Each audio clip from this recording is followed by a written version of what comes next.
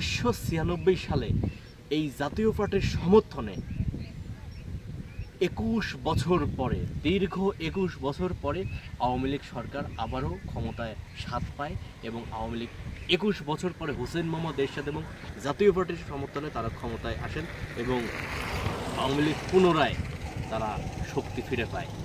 সারা বাংলাদেশে আওয়ামী লীগ পুনরায় প্রতিষ্ঠিত হয়। তো এই আওয়ামী লীগের দ্বারাই কিন্তু সর্বপ্রথম জাতীয় পার্টি বিভক্ত হয়। জাতীয় পার্টির সর্বোচ্চ বেশি ক্ষতি করেছে এই আওয়ামী লীগ সরকার 1997 সালে আনোয়ার হোসেন মঞ্জুকে দিয়ে জাতীয় পার্টি বিভক্ত করে জাতীয় পার্টি জেপি গঠন করে। তারপরে 1999 সালে 4 দলীয় ঐক্যজোটের দিয়ে জাতীয় পার্টির আরেকটি বিভক্ত হয় নাজিউর রহমান মঞ্জুকে দিয়ে। তারপরে জাতীয় পার্টির একের পর এক বিভক্ত হতে থাকে। ঠিক 2006 সালে জাতীয় পার্টির সমর্থনে আওয়ামী লীগ মহাজোট গঠন করে।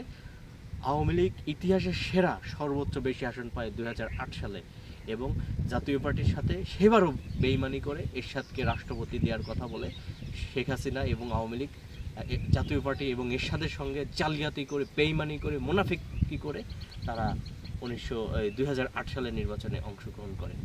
বিনিময়ে এরশাদকে রাষ্ট্রপতি দেওয়ার কথা বলে তারা রাষ্ট্রপতি দেয়নি।